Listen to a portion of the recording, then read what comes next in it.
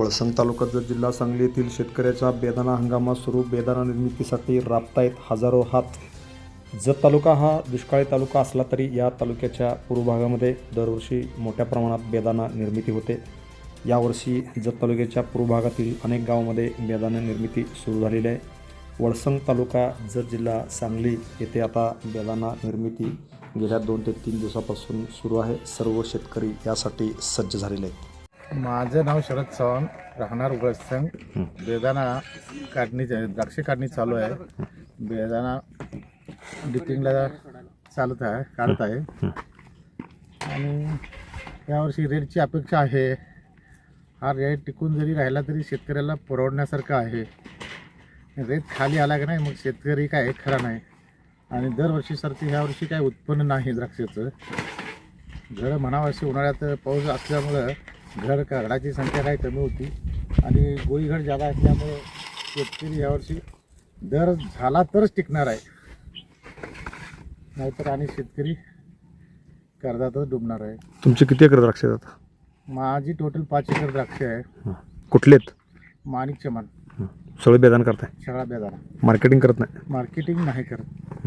बेदाणा परवडत आहे? बेदाणा हा रेट आहे तर परवडतोय. कामगाराचे आता रेट वाढलेत का तेवढेच आहेत? कामगाराचे डबल रेट झालेत. पगार वाढलाय? पगार म्हणजे काय, सीझनला माणसं मिळत नसल्यामुळे कामगार अडून आहे नाही, डबल पगार मागत आहे. त्यामुळे शेतकऱ्याला माल काढणंच हे गरजेचं आहे. त्यामुळे पगार देणं भागच आहे. आणि मोहर जर रेट ढासळला मग काय शेतकरी यातनं याचं कामगारचा पगार वाढला, निटिंगचा पगार वाढला, रेट वाढले, बॉक्सचे रेट वाढले, इकडे ऑइलचे रेट वाढले. त्यामुळे रेट असल्याशिवाय शेतकरी बचू शकत नाही. औषधाचे रेट वाढलेत? औषधाचे भरमसाठ रेट वाढले. तो किती टक्के वाढलेत? या वर्षी जवळजवळ 40% रेट औषधाचे रेट जादा होते. त्यामुळे शेतकऱ्याला ही ह्याच्यापेक्षा जादा कमीत कमी 450-500चा रेट लागला तर शेतकरी 2 पैसे बघू शकतो, नाहीतर काय खरं नाही. पाण्याची काय परिस्थिती आता? पाणी सध्या तर आहे, आता मोठं शक्यता कमीच पाणी टिकायची. म्हैसाळचं काय पाणी आलं तुमच्याकडे? इकडे म्हैसाळचं पाणी नाही, कशाचं कॅनल? टँकर कॅनल नाही, काय नाही बघा. पायपा राहून ठेवल्या, त्या पाईपातनं पाणी येत नाही. पायपा आहे ती म्हैसाळच्या पाईपा सोडल्या, ती खरं प्यायला सुद्धा त्याचं पाणी येत नाही. सड्या वळसंग ती खाली दरी करून बडची सोडी इकडे कुठल्याच गावाला पायपा खावलेले आहेत. पायपा खाऊन का उपयोग? इलेक्शन आलं, इलेक्शनच्या मोहरे दिशा असत्या, पाणी येणार, म्हैसाळचं पाणी येणार, ह्याचं पाणी येणार, त्याचं पाणी येणार. शेतकरी आवासून वाट बघत बसतोय. काय आलं, इलेक्शन संपलं, सगळी झालं काय, परत हाई त्या चालूच आहे. बेदाणे कुठं पाठवता आता? आम्ही बेदाणा तासगाव मार्केटला. कधी पाठवतात? किती दिवस लागते सगळं व्हायला? बेदाणा प्रोसिजर व्हायला टोटल 1 महिना लागतो. माल काढणीपासून माल वाळत घालणे, तिथून पुढं झाडणी करून निटिंग. बॉक्स कुठं भरताय? बॉक्स दरीबरची तिथं आणि डायरेक्ट कोल्ड स्टोरेजला ठेवताय? Direct cold स्टोरेजला.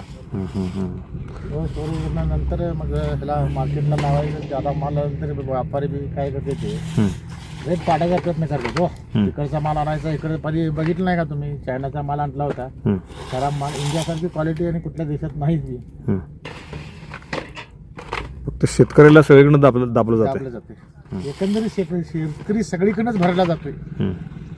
त्यासाठी शेतकरी संघटित का होत नाही? शेतकरी संघटित व्हायला शेतकऱ्याला टाइम कुठं आहे? संघटित व्हायला त्याला टाइम दिला म्हणजे इकडे शेती त्याची पडक पडते. हे मेन कारण आहे. आता कुठं मोर्चाला जायचं, कुठे ह्याला ही अटेंड करायचं म्हटलं मग शेतकऱ्याला इकडे काम बोंबलच की. पाणी नाही दिलं म्हणजे हाय ते पण वाळून जाते. अशी शेतकऱ्याची एकंदरीत अवस्था आहे म्हणायची. शासनाची काय मदत होत नाही? शासनाची मदत काय जाहीर केलं जाते, खरं प्रत्यक्षात काय मिळत बी नाही, काय नाही. माणूस बघतोय यावर्षी पीक कसं सुद्धा मिळालं नाही शेतकरी असेल. मध्ये शालेय पोषण आहारामध्ये बेदाणा देत चाललं होतं, होय. त्याचं GR पण निघालं, काय झालं पुढे? ते काय कागदावरती GR निघालाय, काय कुठल्या ह्याला गेलंय का नाही शेतकऱ्याला कुठं माहीत असणार आहे. हो, बातमीला येतंय, GR येतोय, सगळं काय येतंय. खरं प्रत्यक्षात शेतकऱ्याला ते तिकडे जर मागणी वाढली, मुलांना बी चांगलं आहे, शेतकऱ्याला बी चांगलं आहे, तसं त्यांनी काहीतरी धोरण धोरण आखतेत खरं अंमलात येत नाही, त्याला काय करायचं? त्यासाठी काय तर बदल करायला पाहिजे, बदल करायला पाहिजे. कायदा करायला पाहिजे. Okay okay. Okay. Press the bell icon on the YouTube app and never miss another update.